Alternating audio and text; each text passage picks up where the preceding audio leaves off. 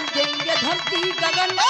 अरे कभी ना झुकेगा ये अपना तिरंगा, बिस्तरों की चढ़ा देंगे हम,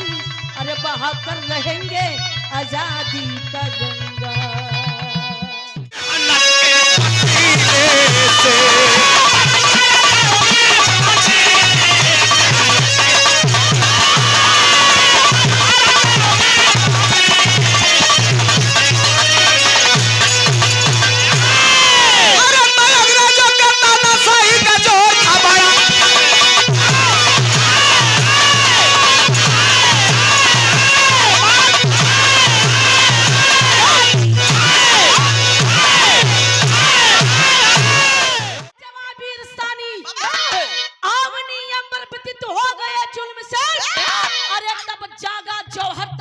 तूफानी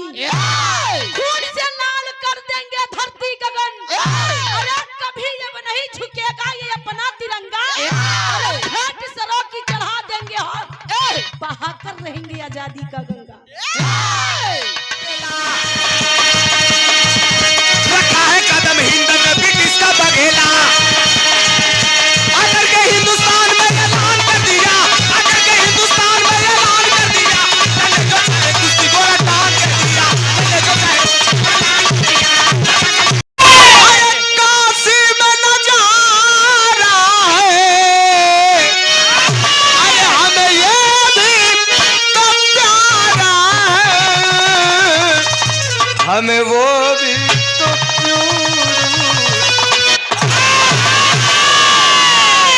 ये असली है, यह तो फसली है। मेहरारू समझ में आवत सुन मेहनत के पसीने से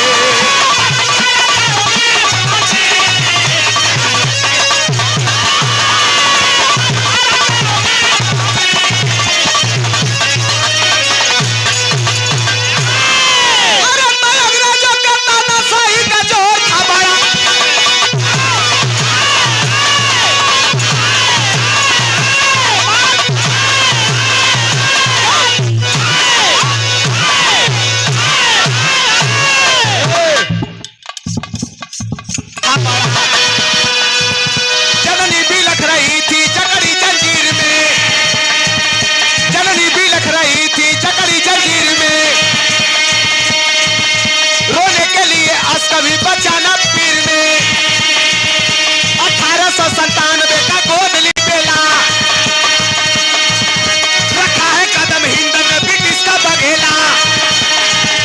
आकर के हिंदुस्तान में ऐलान कर दिया, आकर के हिंदुस्तान में ऐलान कर दिया, चले जो चाहे कुश्ती घोड़ा टांग कर दिया, चले जो चाहे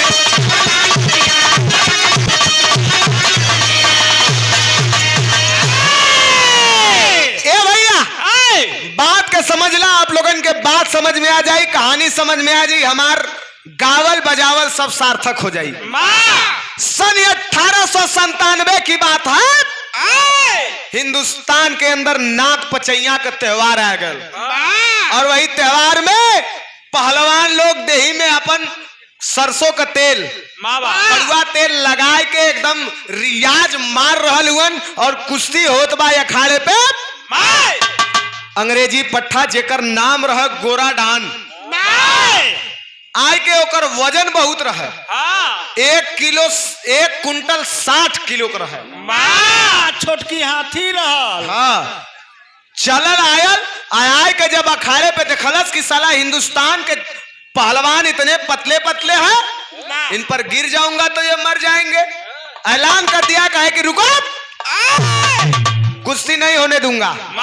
लोग कहला काहे भैया, कहला कि जे हमके कुश्ती में पटकी पछाड़ दे तब कुश्ती होए देव, नहीं तो ना होए देव। अब लोग वही में लगल कहले कि रे यार एकर वजन देखा, इसे लड़ी के अब जौन उस्ताद लोगन रहल उ लोग लगल मुंह देखे कहला कारे लड़बे, कह नहीं हम कैसे लड़ब, हमार तो बदमिया खराब, हमार पेट झरत है 3 दिन से, डेंगू वाली बुखार है, ढेर बादाम खा ले, हम ना लड़ पाई। वो लोग कहे का हो तू यार, हर लोग ताकत हुआ तले खेत कर्ज लगल।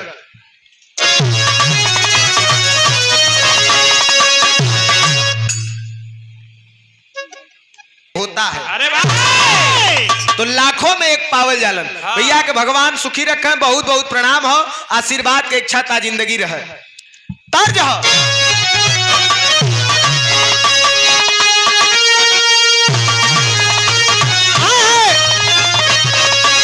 कौनो मेहरारू रहे, अपने मर्द से खुनसाए गई। मदमिया कलश की का बात है, काहे कोहाइल हूँ, काहे फुल्लल हूँ। बोला तो कहे बक हम तुमसे बात न करब जा। कहे अरे भाई काहे का बात है। कहे सुना तू अपन बाह मत फुलावल कैली हमरे आगे, हम खाली तोहरे भरोसे थोड़ो है, तोहरे नियर कई ठे हमरे नैहर में रहला। मेहरुआ कलश का कि अरे मोरे नैहर में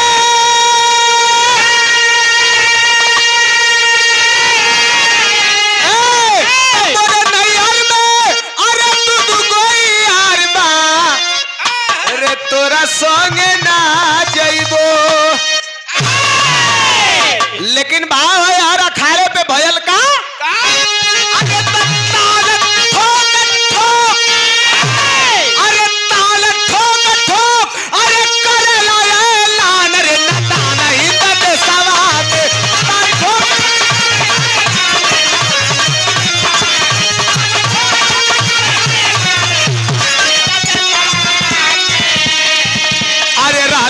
पंचमी का पावन त्योहार हो।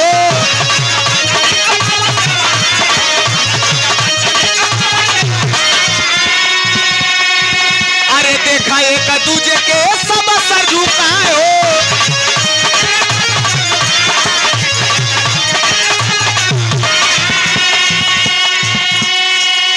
अरे तब पहुंचा तबले, पहुंचा तब से गोविंद सिंह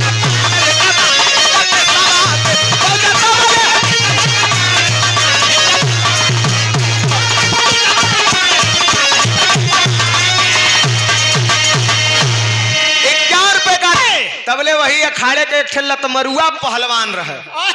जेकर नाम रहे गोविंद पहलवान। कबो कबो भैया लतमरुआ बड़ा काम कर जाला। कबो कबो लतमरुआ जवन अखाड़े का होला वो बड़ा काम कर जाला। दूसरे सबके हटावत और जा करके अखाड़े पे हाथ मिला ले और मिला के हाथ कलश की तो से हम लड़ब। उस्ताद लोग देखला तो लगला उपहास करे, कले ले बड़का बड़का बैठला बाड़े अतले ही जाके हाथ मिला ले हलस, चाप के पटकी बस खून फेंक दी है। मान जी है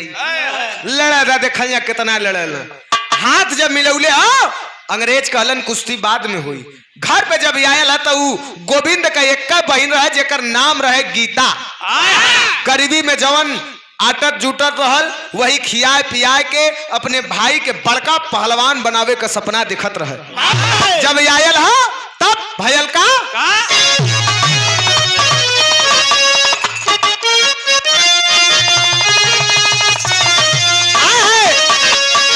कौनो मेहरारू अपने मर्द से कोहाए गई नैहर जाए के।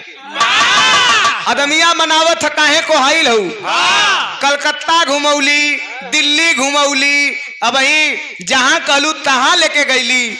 बम्बई घुमा के लिए कैली। बड़ा खराब तू मत बोलल करा, तू बोलला तो जनाला तोहरे मुँहे में बवासीर हो गल। हाँ बवासीर जगह छोड़ दिलस का बच्ची तोहरे बदे। तो उ मेहरुआ के समझावत है दुल्हवा का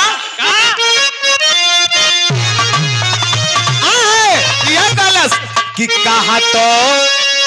अरे कहा तो अरे झूलनिया गुरुदी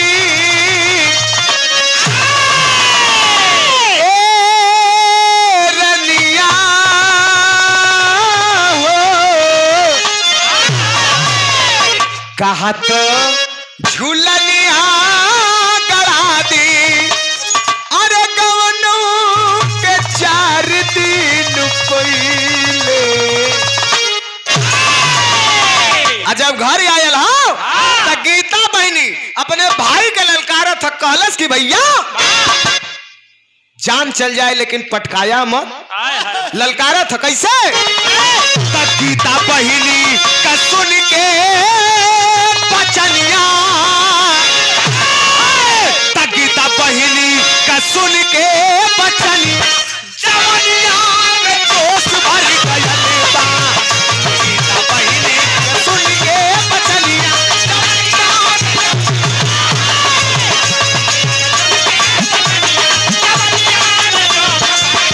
ए भैया तोरे सर पे कर्जा हके कर एक वोरी जननी के दूधवा कलजिया एक वोरी राखी के भारी की मटिया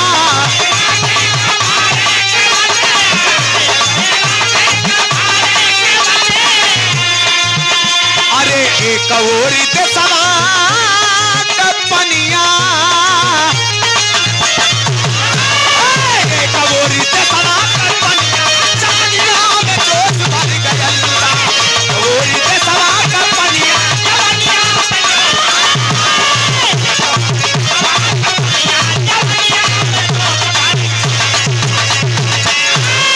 ये ऊपर को उठा दो भैया और बढ़ाला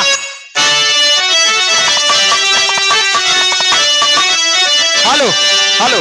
हेलो थोड़ा सा अरे त चुनौती का बहुत शेर ना सही ला अरे त चुनौती का बहुत शेर ना सही अरे चुनौती का बहुत शेर ना सही रहना अकेला जेकर जंगल में बपौती रहना अकेल जेकर जंगल में बपौती चुनौती का बहुत शेर ना सही ए भैया भाई बहन बात करत हुवन और तब तक दुआरे पे आयल के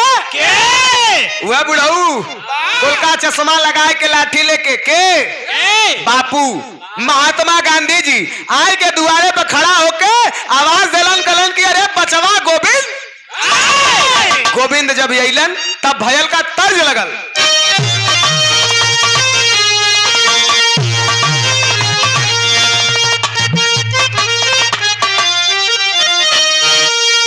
ये गीत के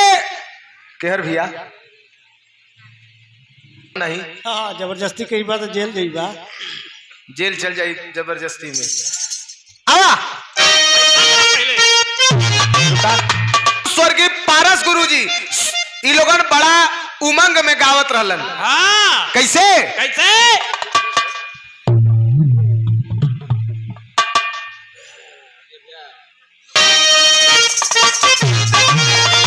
यह का है बुल्लू गुरु ए भैया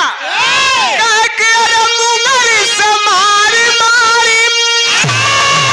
अरे मुंगरी से मारी मारी अरे दहिया देला थूर अरे दहिया देला थूर जइया मारला ए अरे जइया मारला तो भीतरी घुसूल जरूर जइया मारला तो भीतरी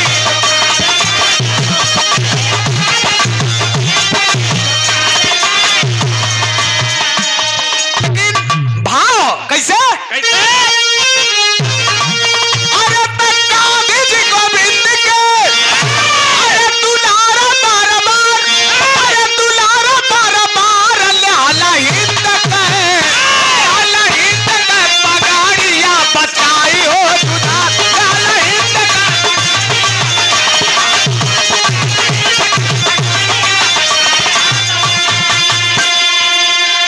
अरे सुबह होने वाली रही अरे कुश्ती घमासान हो अरे रतिया में गोर पहुंचे गोविंद के मकान हो रतिया में गोर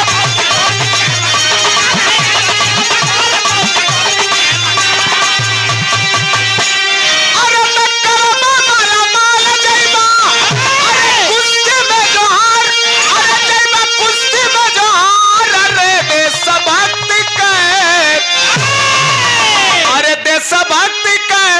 कीमतियों समझे गवार एक क्रांतिकारी विराट वीर रस में आप लोगन के सामने ज्यादा लगभग 20-25 मिनट के अंदर, लेकिन कभी जी ने 4 लाइन भूमिका लिखी। उठा के मास्टर हारमोनियम थोड़ी ना उठाते हैं, पर्दा की बात करो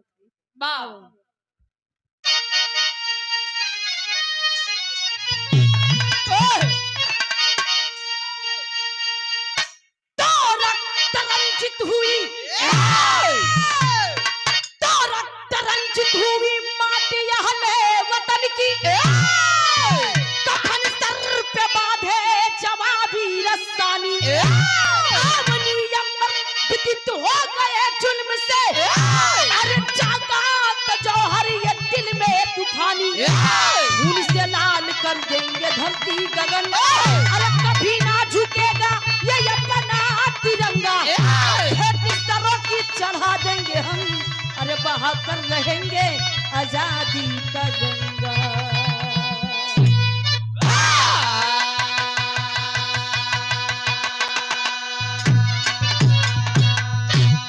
बंसर पे बांधे जवाबी रस्सानी, आवनी अंबर व्यतीत हो गए जुल्म से, अरे तब जागा जौहर तब दिल में तूफानी, खून से लाल कर देंगे धरती गगन, अरे कभी जब नहीं झुकेगा ये अपना तिरंगा, अरे भेंट सरों की चढ़ा देंगे हम, बहा कर रहेंगे आजादी का गंगा। मास्टर साहब गजल की टुकड़ा में कहना बा,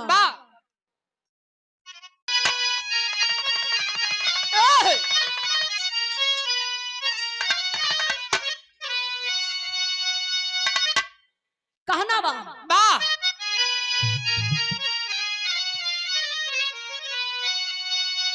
कहबे में तेरा जलवा काशी में नजारा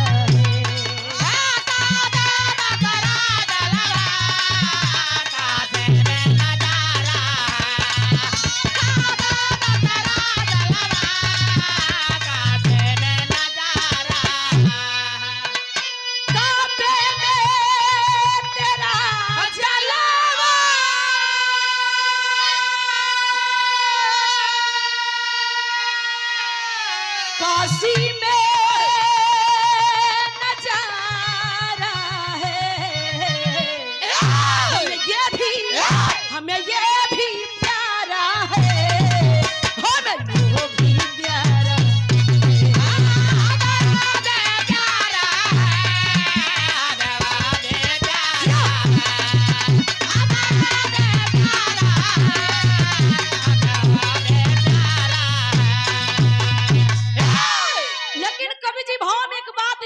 जवानों के लिए लिखलन शेर बबर ना आज के दीवाने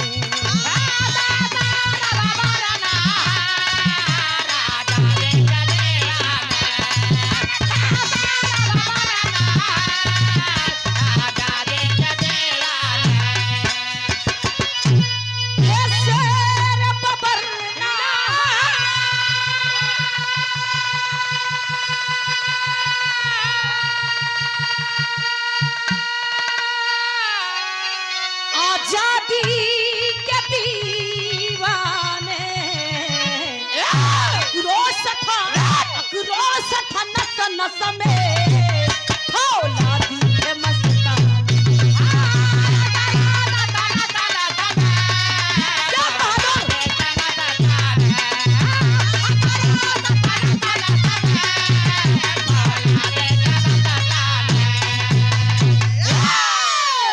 यहीं से कहानी की शुरुआत बा। के कई कहानी बा, कैसन कहानी बा, कहवा की कहानी बा, जौहरी के भाव में कहना बा।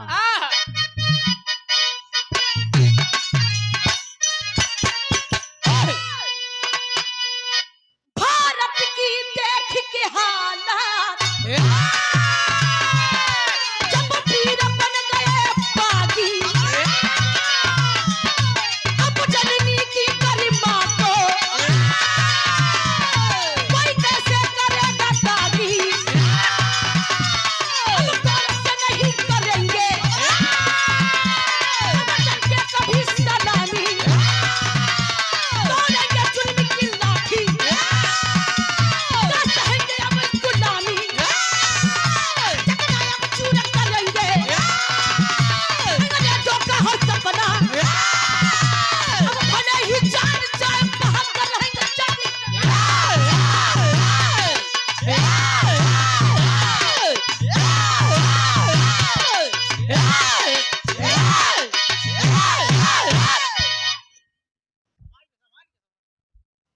अब इस इशारा करत है बेचारा इतना मेहनत करेला खाली मरे चमड़ा पीटे गौर करिए भारत की देख हालत जब वीर बन गए बागी अब जननी की गरिमा को कोई कैसे करेगा दागी कहानी यही से स्टार्ट बा 1919 की बात है 1919 की बात है 13 अप्रैल सन 1919 की बात है कहानी यहाँ से उठा था ये भैया 1919 के जलियांवाले बाग में मेला लगा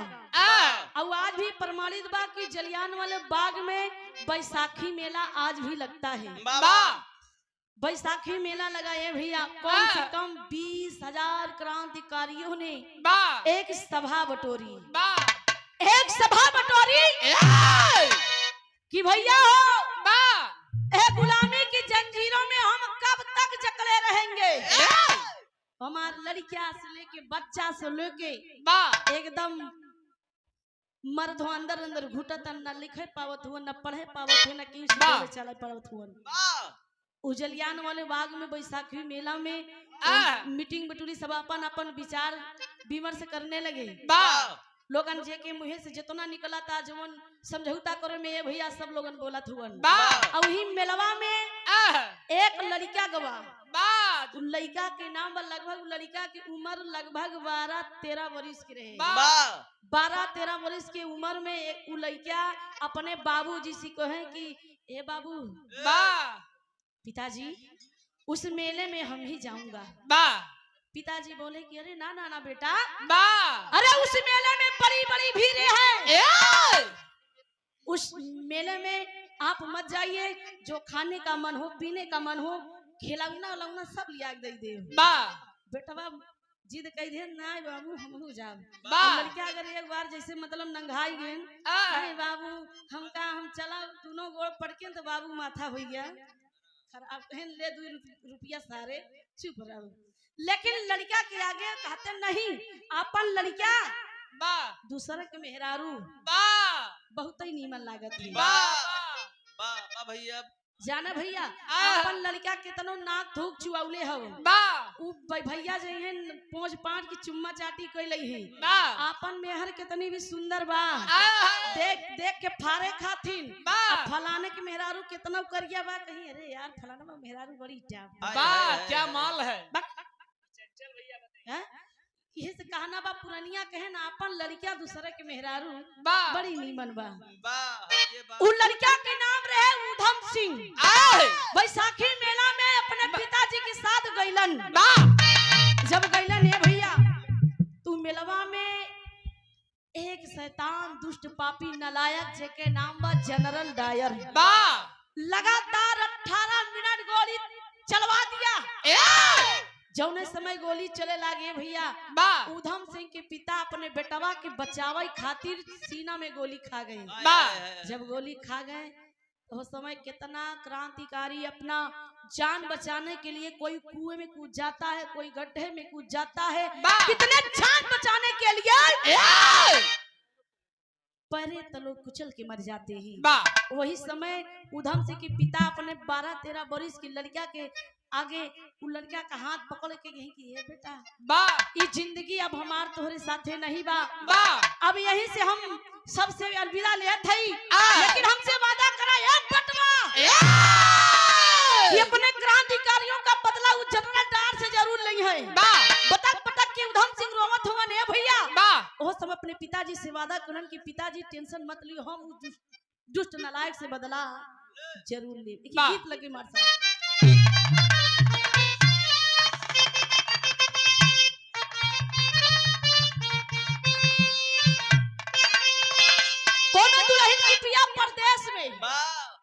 अब जेके दुल्हन की पिया प्रदेश चला जाएंगे भैया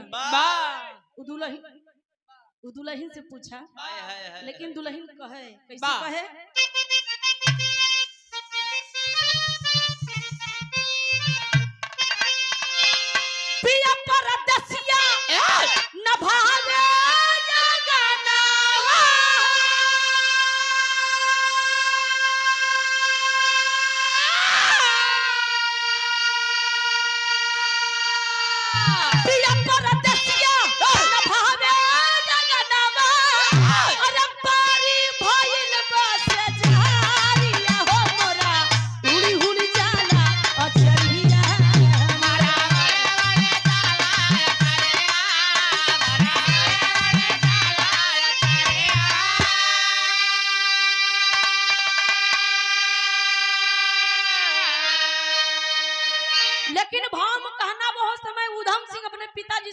कोई लेन कहने वाह। पिताजी का कहन?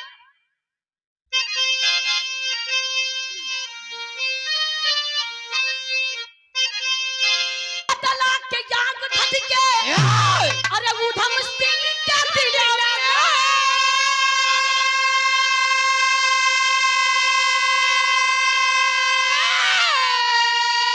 अरे तलाक के याद धध के उधम सिंह के दिल में अरे फैले सवार तब जुनून हो करबई जनरल डायरी के खुनावा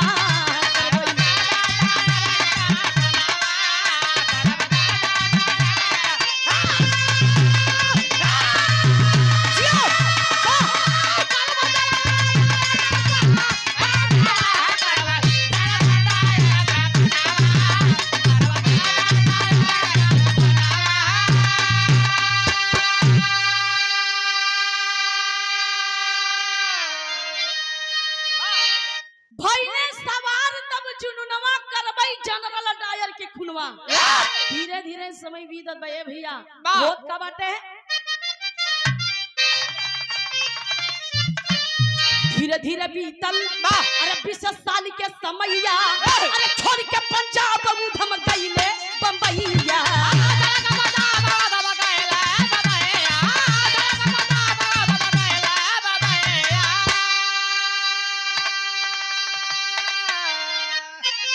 घूमते घूमते आए सागर के किनारा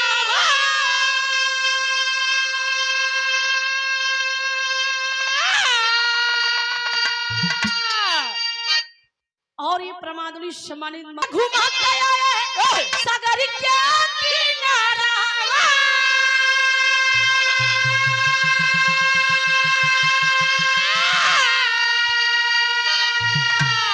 घूमते घूमते आए सागर के किनारवा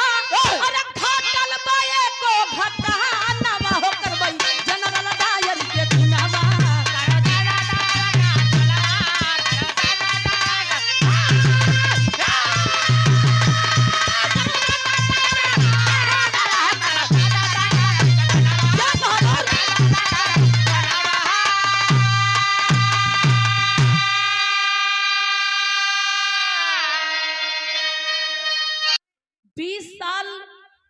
कुछ समय बीता लगभग 13 बरिस से लेकर जब 20 साल को समय बीती तो उस समय उधम सिंह के लगभग उम्र 30-32 साल रहे। पंजाब प्रांत छोड़ के जनरल डायर की खोज में ये भैया उधम सिंह मुंबई गए। मुंबई में खुजत हुवन गली गली में कोलिया कोलिया में एक दिन उधम सिंह जुहू चौपाटी के किनारे गए। जब वही जुहू चौपाटी के किनारे गए समुद्र के किनारे जब पहुंचे ने भैया तो उस समय समुद्र में बड़ी बड़ी नाव चलत बा। एक नाव वैसन रहे बहुत ज्यादा यात्रीगण उस पे सवार थे। एक गीत लग गई मार सब कहना बा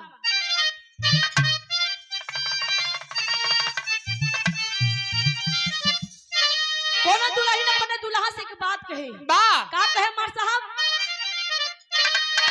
तनिके लैला हो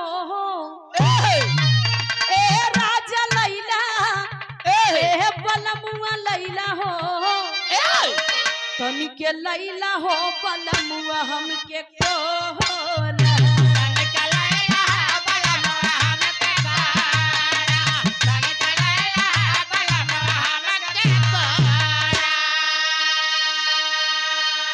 लेकिन उस समुद्र में नाव डूबने लगी। नाव के कई रहे कहना बा डूबल धारा बीचे और धारा बीचे हो डूबल धारा बीचे रेखा के नवारिया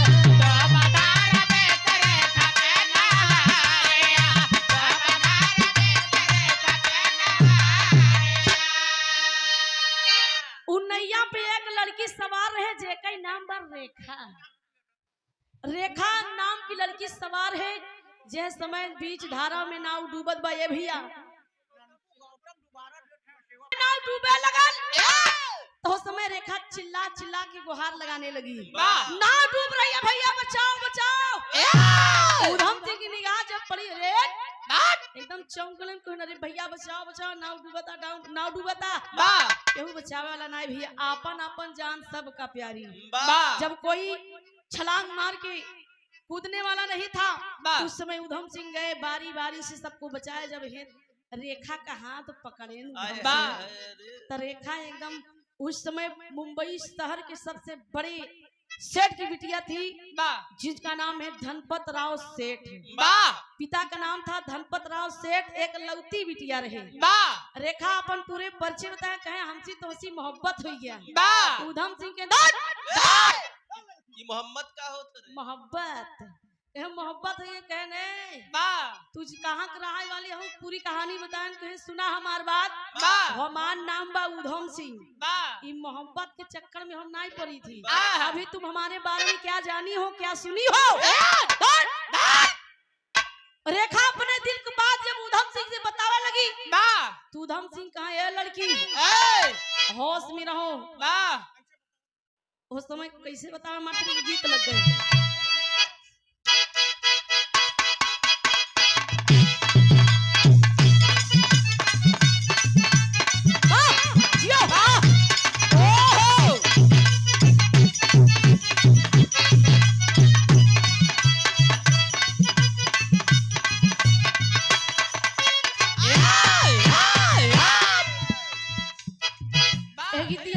वही बब्बाली उमर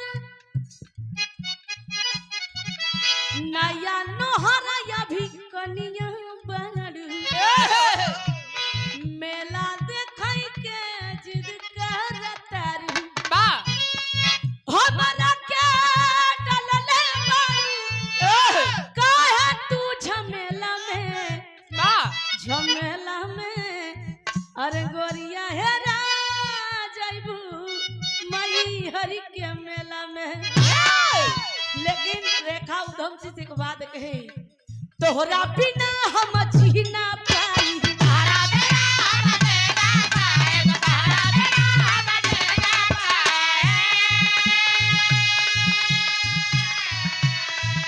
और या बड़ा बिना हम जी ना पाई जिंदगी तोहरे साथे बिताई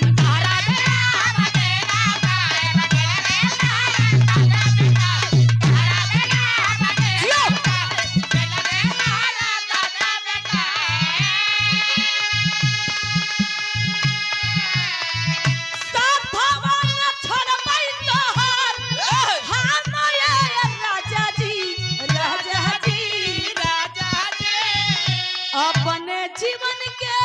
साथी हमरा के बनाला जी कहे कि अपने जीवन के साथी हमके बना लो उधम सिंह कहे कि हमारे बारे में जे दिन जान जेबू ए रेखा ओ दिन तोहरे पैर तरफ से जमीन खिसक जाई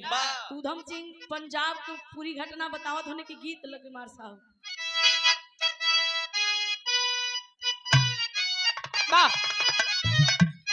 गीत वही बा किसी के काम जो आए किसी के काम जो आए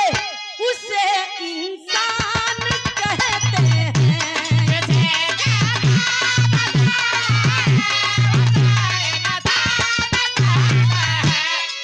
लेकिन इसी भाव में कहना बा उधम सिंह रेखा की बात बताएं वतन की सरजमी पर सर वतन की सरजमी पर सर कताना भी हमारा है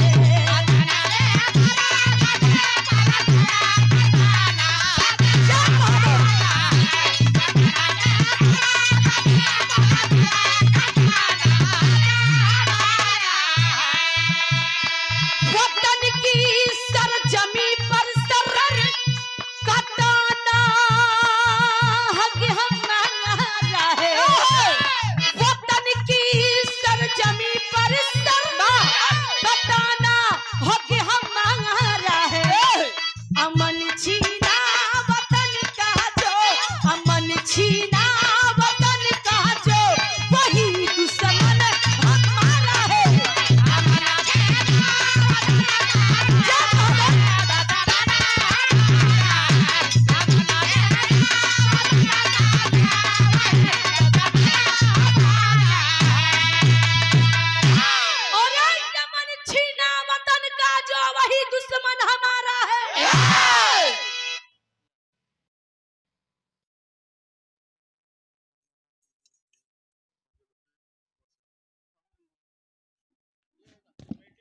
और ये कमेटी के अध्यक्ष आप बड़े भैया विजय लाल यहाँ सुन के रेखा की आंखों में आंसू आ गया। कहें अगर ये लड़ाई के पीछे तोहार साथ देवे में हमार जान चली जाई तो कोनो हमें परवाह नहीं बा। आज रेखा उधम से किलवा के गई अपने घर, अपने पिताजी से मिलवाती है और मिलवाने के बाद कहने लगी पिताजी हमें लंदन जाने के लिए 2 टिकट चाहिए। पिताजी को लंदन जाने के लिए 2 टिकट चाहिए कौन? हाँ। कहे ये मत पूछिए, हम बाद में आपको बता देंगे पिताजी हमें, लेकिन 2 टिकट तत्काल में चाहिए। आज धनपतराव सेठ जी अपने बिटिया के बात मान के 2 टिकट लंदन जाने के लिए कटवा दिए। तेरे के भाव कहना बा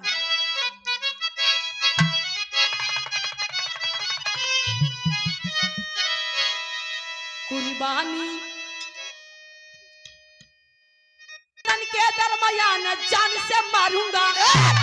चाचा के लंदन के दरमियान जान से मारूंगा, जहां मिलेगा वो डायर शैतान जान से मारूंगा।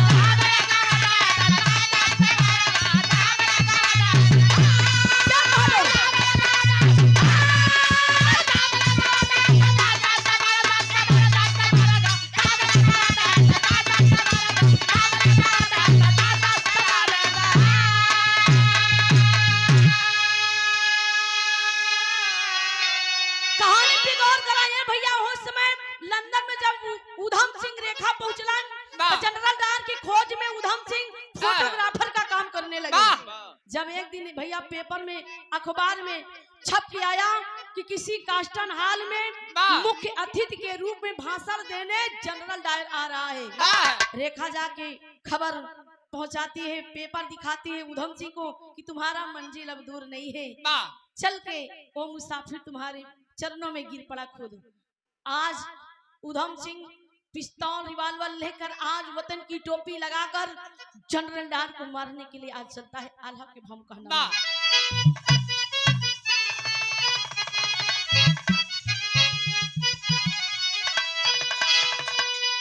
भारत माता की जय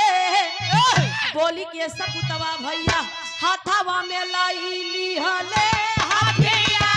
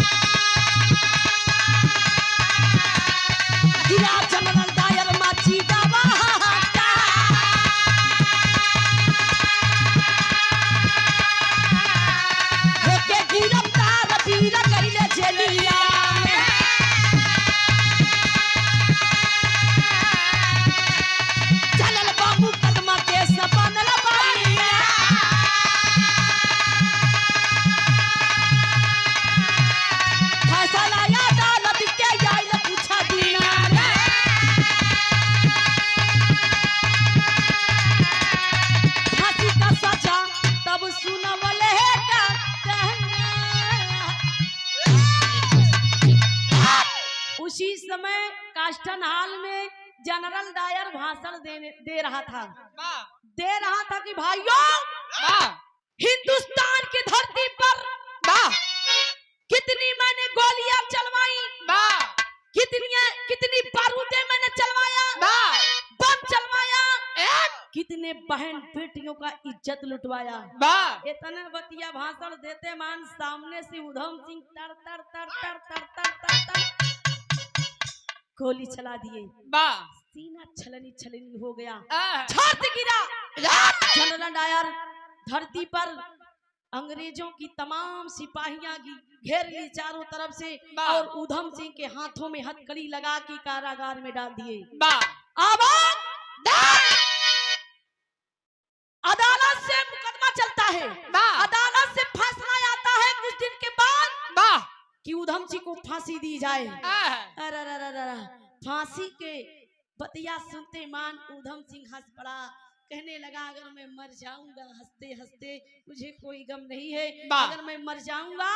तो मुझे फक्र है, नाज है। क्रांतिकारियों का बदला मैं ले लिया, अपने बाबू का सपना मैं पूरा कर दिया। लेकिन ये भैया फांसी का जब ऑर्डर आया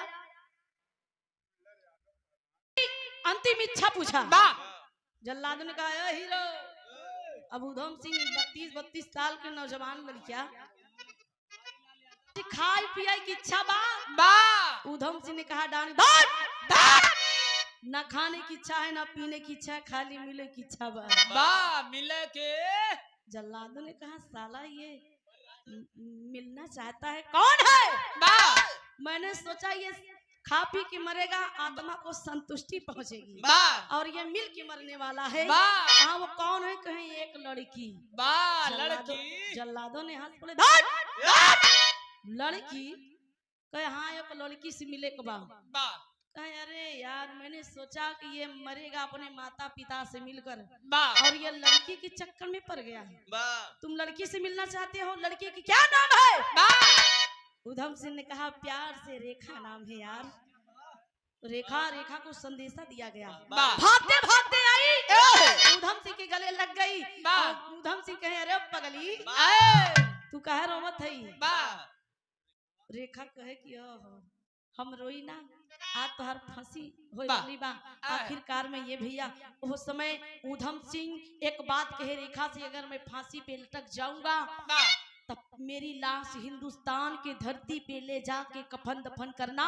ये जल्लादों के हाथों मत लगने देना। वादा करो हमसे। वादा करती है और काला कपड़ा डालकर फांसी का फंदा डालकर जैसे जल्लादों ने डोरी खींचना चाहा, वैसे उधम सिंह ने कहा पीछे हट। जल्लादों ने पीछे हट गया। कहा अगर मैं मरूंगा, उधम सिंह ने कहा अगर मैं मरूंगा तो अपने हाथ से फांसी का डोरी खींच कर मरूंगा। हुआ कैसे मरसा?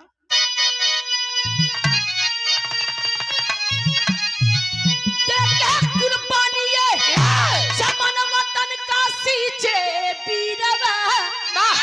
अपने हाथ फांसी वाली डोरी खींचे बीरवा।